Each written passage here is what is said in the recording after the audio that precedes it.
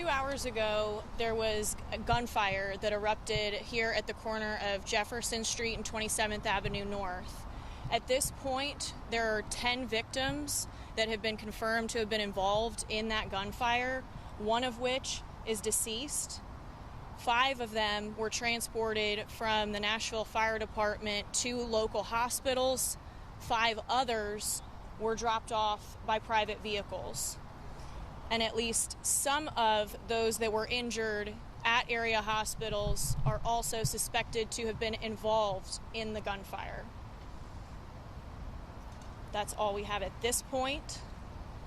I'll also turn it over to Kendra Loney from the fire department.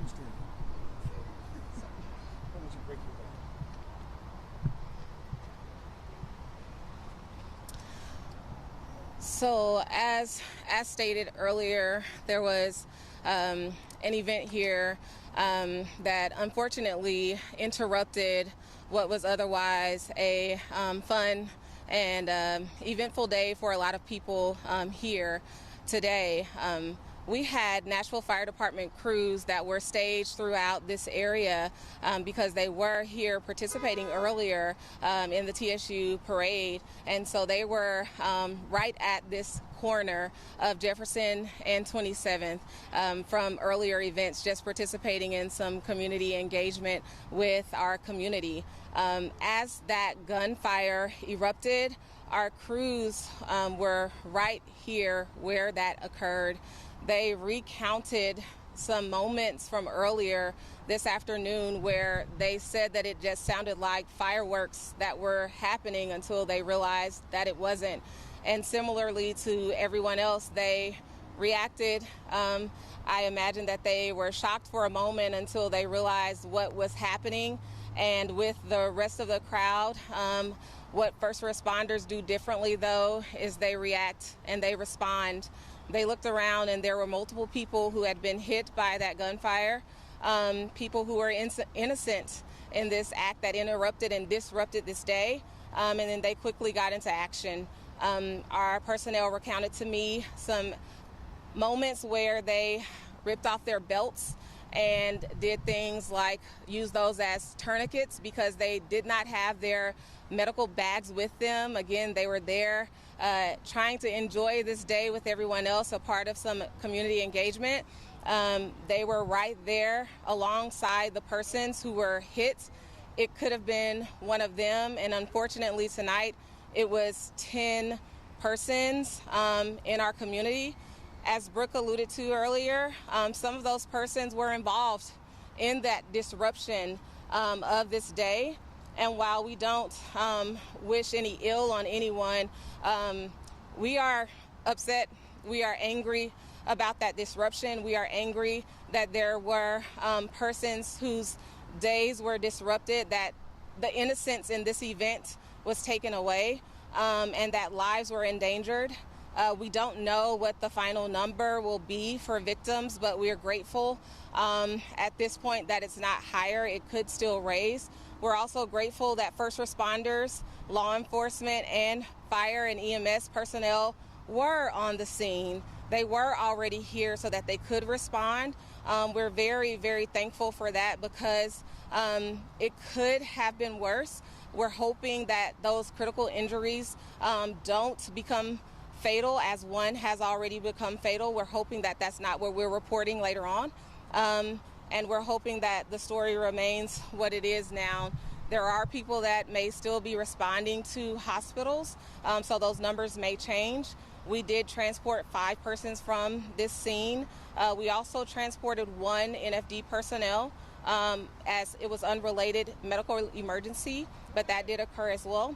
And so that's the information that we have to provide at this time. Kendra, just to clarify, no one from the fire department was actually shot or injured? That's correct. No one from the fire department was injured with a gunshot wound. It was a medical emergency that was unrelated to the gunfire. But I think that seeing something like this today impacts you regardless. So we are thinking about anyone who was impacted. Even hearing this when you're in a crowd trying to enjoy something like this, we're thinking about anyone who had to experience that today. Kendra, do we know how many people were out celebrating? I think that MMPD may have a better count of that going forward, so that may be information that's able to be provided later. I was not on the scene for this. Our personnel was here and again recounted that story earlier. So we're again just thankful that law enforcement, our MMPD partners, and Nashville Fire were already here engaging with the community as they always are for this event. And so we're just grateful they were already mixed in and able to respond as quickly as they all did. And just to confirm, those were 10 shooting victims. They were all 10 people were shot. As far as we know right now, everyone that has reported to the hospital either by transport or personal vehicle has a gunshot wound. We also have Commander Anthony McLean here as well that also has a few words for you.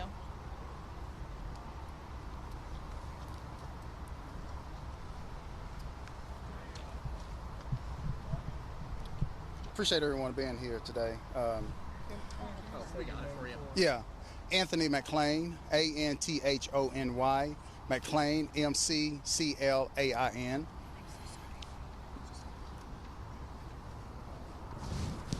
Put it on here. No, I can hold it. Oh, Sorry. okay, I'm sorry.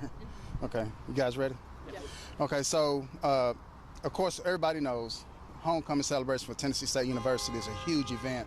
I graduated from Tennessee State University, so my family and I was enjoying this occasion today. It's unfortunate that a few folks pretty much ruined it for everybody, okay? So we have to come to the point where we stop this violence.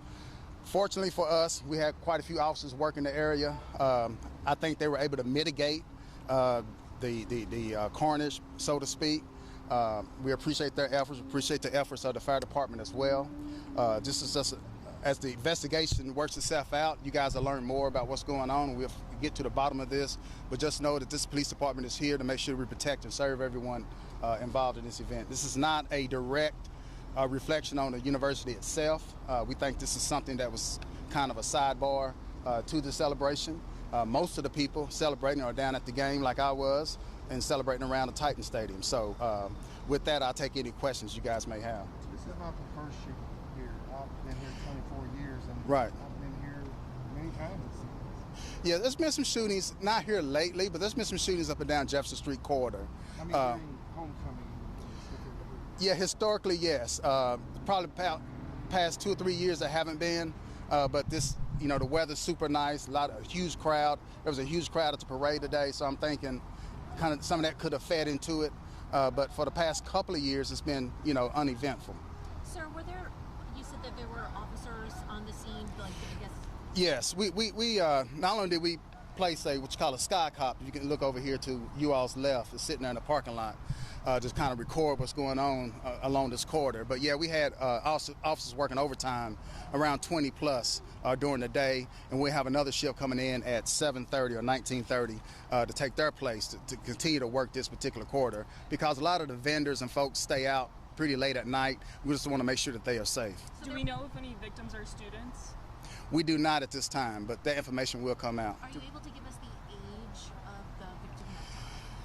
I am not, unfortunately, but we will get that for you. I promise you. But there we will. is a child who was the victim.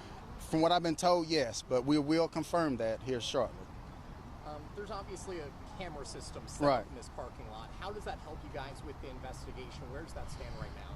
It's the hope that maybe the camera system caught some of the incident, and that we could further us in our investigation. So it's our hope and prayer that it did catch something. We'll be back with you guys at 8 o'clock in 35 minutes with more detail, okay? All right. That's just the initial. We'll be back in 35 minutes. Appreciate you guys. Right here. Thank you.